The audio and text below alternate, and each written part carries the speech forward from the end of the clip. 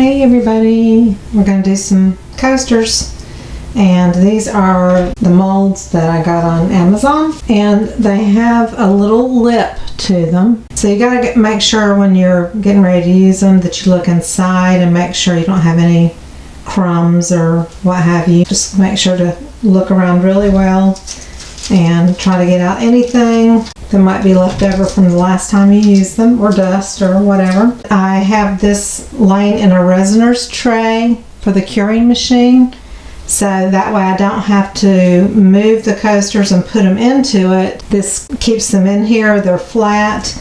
I have it nice and level. I've already checked all that out. I just make sure and lay these all in here, and it's nice and flat. 4 of these fit really well. If you have 5-inch coasters or larger, 4 will not fit into this. Unfortunately, it only holds smaller coasters that are typically 4 to 4.5 inches. Today I'm using Resiners Epoxy. This is made for coasters and things like that. The cool part about this is it comes with a spout, a pouring spout, which I absolutely love because it's just so easy to pour. You have a handle and you just pour out your measurements so easily with it, so I love that aspect of it. Definitely a huge selling point. I'm going to use Cast and Craft, and I'm going to have probably about 1.5 ounces that I'll make of the white mixture, and I'm going to use at least 10 drops of this. And I tell you what, I have a little bit of arthritis. These bottles are super hard, so that's the one thing you have to be aware of, is that these are kind of hard to squeeze to get the white pigment out. I'm going to use Ranger Gumball Tim Holtz alcohol ink. I got a big bottle because I love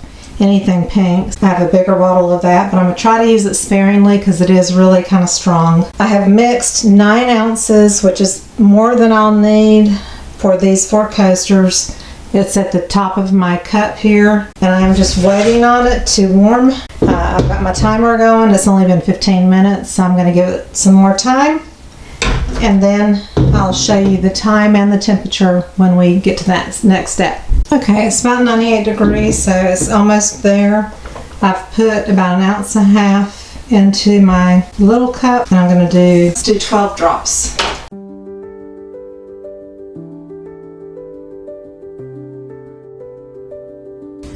I'm going to go ahead and pour these into the coaster molds, and I'm going to pour them in phases just to give it time to go down into the rim.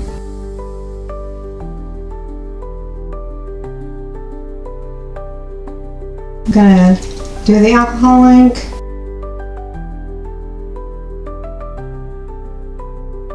Just going to let that spread for a few minutes.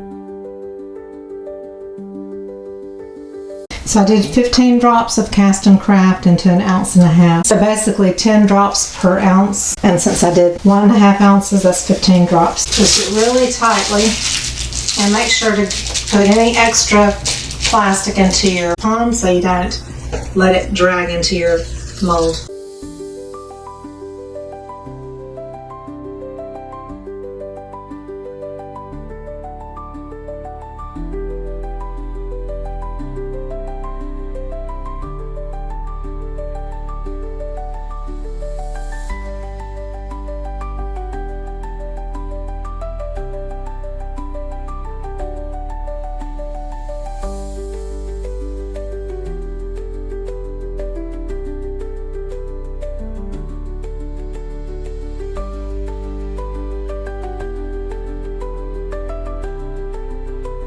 I'm going to put the lid on.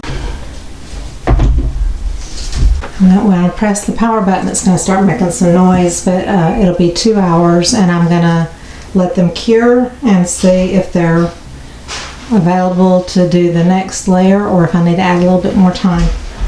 Press and hold, and it'll automatically go to 2 hours. So we'll be back. Look at that beautiful bold color. It's been a couple of hours. It's not like cured, but it's not sticky or tacky. I've mixed up 6 more ounces of the same resin. I'm going to use Laura's Art Corner Candy Apple Blossom, which is a little bit more of a rusty red, but that's okay. I'm just going to put a little spoonful in. And then I'm going to use the same ink that I used on that, which is the Gumball. And I'm just going to put a nice healthy squirt in. So that little bit of the candy apple gives it a little bit of shimmer. And it does have a little bit warmer tone than this, but that's okay. Add a little bit more gumball.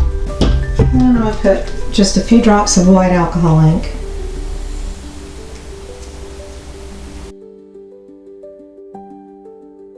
I should have used a pinker mica than the candy apple because it still has a kind of a fiery warmth to it, but we're going to use it anyway. Can't change it now. I couldn't remember exactly how many ounces these coasters hold. We shall see. Again, this is 6 more ounces.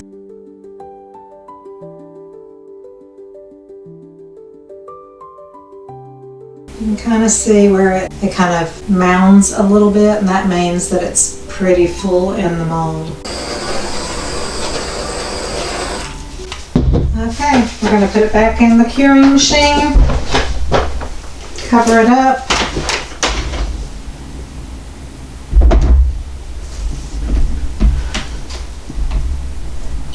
Press and hold for 2 hours, and I'll be back. Alright, that's cured another couple of hours in the machine. I'm going to move these. The cool part about this bottom of the curing machine is it has a mat,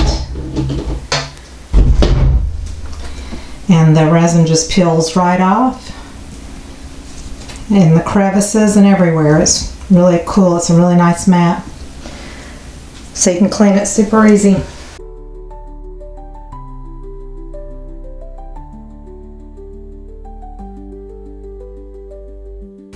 I love that curing machine. It really makes a difference in your waiting time. It, may not cure rock hard the same day, but it'll be cured enough for you to unmold it like this and everything. And then you can finish letting it cure till the next day.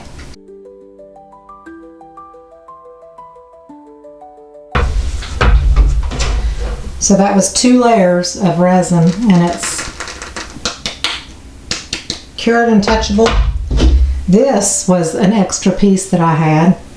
You can kind of see through it, but it is still flexible. If you put your finger, you can see the fingerprints.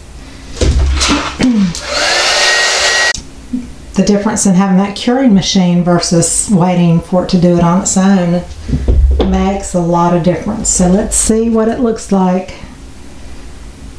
Okay, I don't like the tone of red that I used, but that is really pretty. Didn't quite turn out in the pattern that I thought it would, but it is still very lovely. It's just the background color is a little bit too orangey for me, but they're still very lovely. I would call them successful blooms. These 2 are probably my favorite right here. So, I hope you learned something in this video. If you did, please give me a thumbs up and subscribe if you haven't already, and I'll see you on the next video. Bye-bye.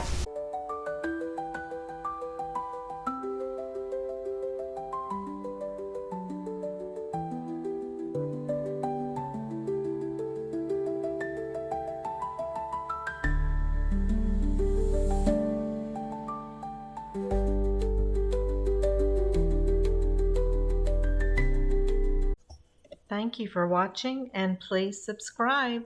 Love you all.